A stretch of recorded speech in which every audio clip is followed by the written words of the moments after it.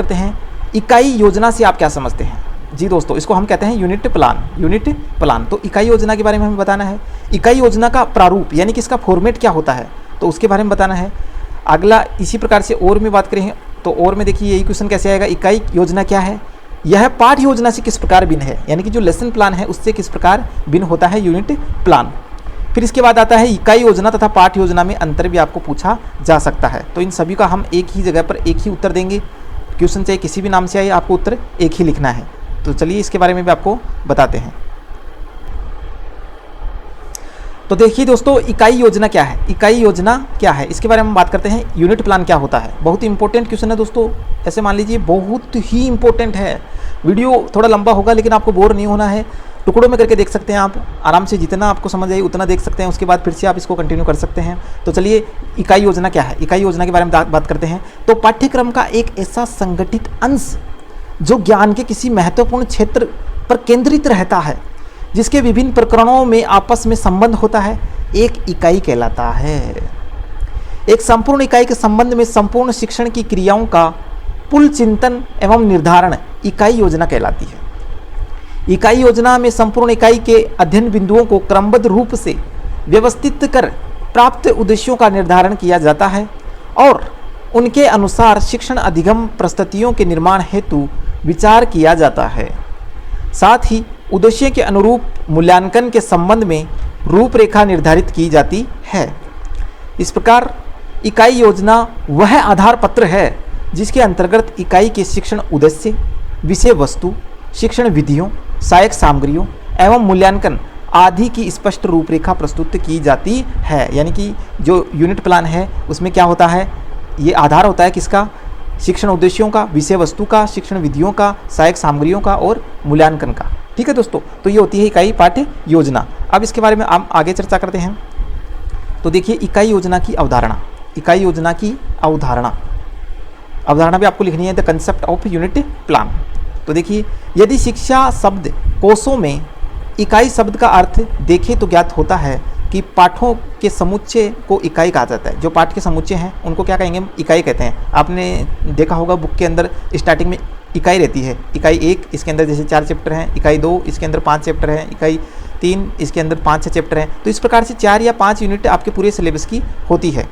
तो ये पाठों का क्या है, समुच्चय है। ठीक है दोस्तों, तो आगे बात करते हैं। शिक्षण में इकाई शब्द का प्रयोग सबसे पहले मोरिसन ने किया था।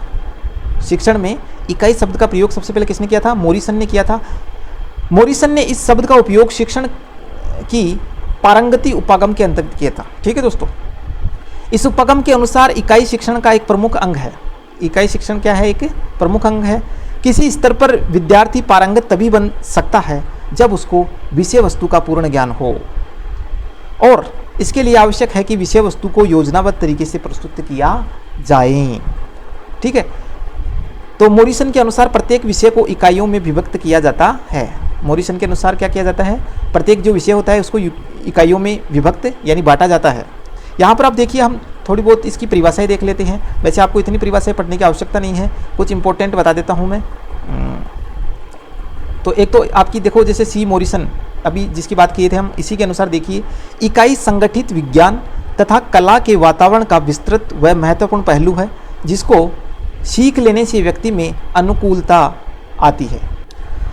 अगली परिभाषा देखते हैं, तो यह है सीवी गुड के अनुसार। सीवी गुड के अनुसार काफ़ी अच्छे वैज्ञानिक हैं, काफ़ी बार ये परिभाषा पूछी जा चुकी है, तो आप इसको अच्छे से याद रखिएगा। देखिए क्या है सीवी गुड के अनुसार, इकाई शिक्षक के नेतृत्व में छात्रों के समूह द्वारा सहकारिता से किसी केंद्रीय विचार, समस्या या प्रयोजन को केंद्र मानकर विभिन्न क्रियाकलापों, अनुभव प्रकारों के संगठन को विकसित करना है, जिसमें नियोजन, योजना का कार्यान्वयन व परिणामों का मूल्यांकन निहित होता है। तो इस प्रकार से 2 परिभाषाएं आपने पढ़ी है। इसके बाद देखिए इकाई योजना के निर्माण के चरण, ये आपको नहीं करने हैं इसमें क्योंकि आपके क्वेश्चन में ये कोई स्टेप नहीं बताए गए थे।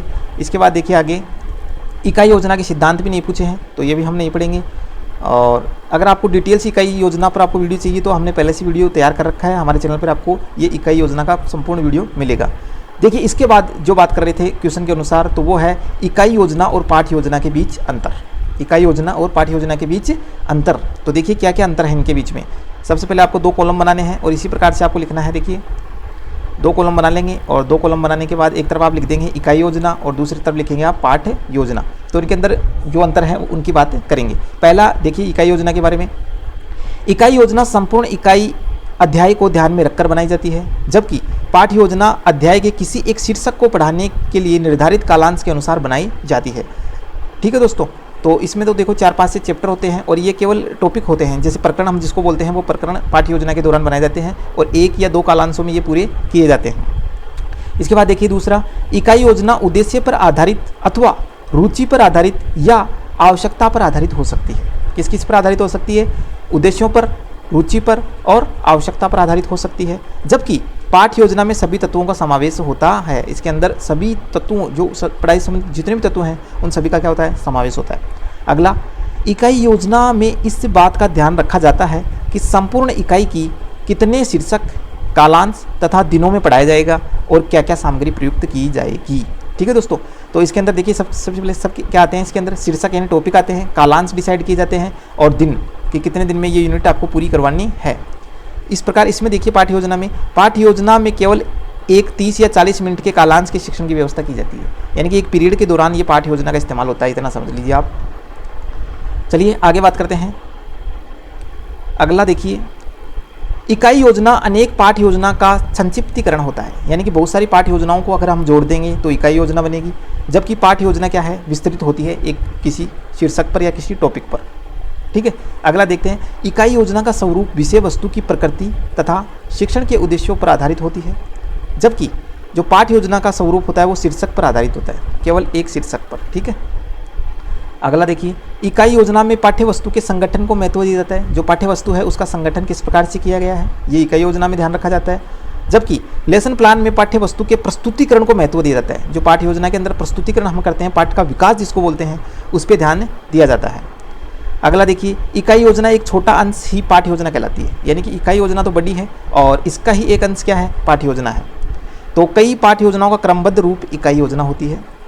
समझ गई? बहुत सारी पाठ योजनाओं को हम जोड़ेंगे तो उसका क्रमबद्ध रूप क्या बन जाएगा? इकाई योजना। इकाई योजना विषय वस्तु को मनोवैज्ञानिक रूप से प्रस्तुत नहीं करती है।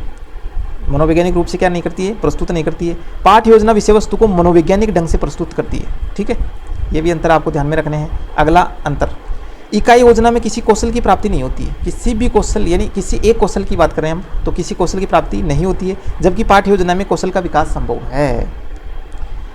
अगला देखते हैं, इकाई योजना के अनुसार अध्यापन करने से छात्र में वातावरण के साथ पाठ योजना से संबंध संभव नहीं है। ठीक है, पाठ योजना से यह संभव नहीं है। तो इस प्रकार से दोस्तों हमने क्या देखे हैं? यहाँ पर अंतर देखे हैं पाठ योजना और इकाई योजना में। 2 अंतर और रह गए हैं, ये भी देख लीजिए आप। इकाई योजना अध्यापन से पहले बनाई जाती है, पाठ योजना बाद में बनाई जाती है। ठीक है, इकाई योजना बनाने का कार्य अधिक जटिल एवं श्रम साध्य होता है, बहुत मेहनत करनी पड़ती है, जबकि इकाई योजना बन जाने के पश्चात पाठ योजना को हम आसानी से बना सकते हैं। तो इस प्रकार से ये तो हो गए अंतर। अब हम बात करते हैं इसी प्रश्न का अगला पॉइंट कि इकाई योजना का जो फॉर्मेट होता है वो किस प्रकार से होता है। इकाई योजना का फॉर्मेट किस प्रकार से तैयार करते हैं? क्वेश्चन आता है कि इकाई योजना का फॉर्मेट तैयार कीजिए, तो देखिए किस प्रकार से करते हैं। एक अच्छी यूनिट प्लान फॉर्मेट तैयार निम्न प्रकार से किया जाता है, या हम कह सकते हैं इकाई योजना हम कैसे तैयार कर सकते हैं। सबसे पहले आपको यहाँ इधर लिखना है कक्षा, तो कक्षा का ये कॉलम, यहाँ पर आप कक्षा कुछ जो भी आपकी कक्षा है वो कक्षा इधर लिख सकते हैं। विषय का नाम आपको यहाँ लिखना है इकाई, यानी कौन सी यूनिट है। इकाई की संख्या नंबर 1, 2, 3 जैसे जो भी है। इकाई शिक्षण आवश्यक कालांश, कितने कालांश। आवर्ती हेतु आवश्यक कालांश कितने हैं। ठीक है, मूल्यांकन हेतु आवश्यक कालांश ये भी लिखना है। और इसके बाद बात करते हैं तो सुधारात्मक अध्यापन हेतु आवश्यक कालांश, सुधारात्मक अध्यापन हेतु आवश्यक कालांश। ठीक है दोस्तों, तो इसके लिए देखिए ये इस प्रकार से आपको सारणी बनानी पड़ेगी और सारणी में आप क्या लिखेंगे? उप इकाई एवं प्रकरण, प्रकरण का नाम यहाँ लिखेंगे। और शिक्षण बिंदु, यहाँ पर कौन कौन से शिक्षण बिंदु हमने 2-3 लिए हैं, 4 लिए हैं इधर। व्यवहारगत परिवर्तन, ये काफ़ी इंपॉर्टेंट है, कौन कौन से व्यवहारगत परिवर्तन हुए हैं। और शिक्षण अधिगम संस्थितियाँ, इसको 2 भागों में बांटा गया है, एक तो शिक्षक क्रियाएं और एक छात्र क्रियाएं, यानी कि जो शिक्षक कार्य करेंगे वो इधर लिखेंगे और छात्रों द्वारा की गई इधर लिखेंगे। इसके बाद है सहायक शिक्षण सामग्री, तो सहायक शिक्षण सामग्री को हमें यहाँ लिखना है, चौक डस्टर जो भी है काम में ली गई है। और मूल्यांकन, बच्चों को जैसे क्वेश्चन दे दिए इसके अंदर तो वो हो गया मूल्यांकन। ठीक है, तो इस प्रकार से हम यूनिट प्लान का फॉर्मेट बना सकते हैं। ठीक है दोस्तों, तो इस प्रकार से हमारा योग है इकाई योजना।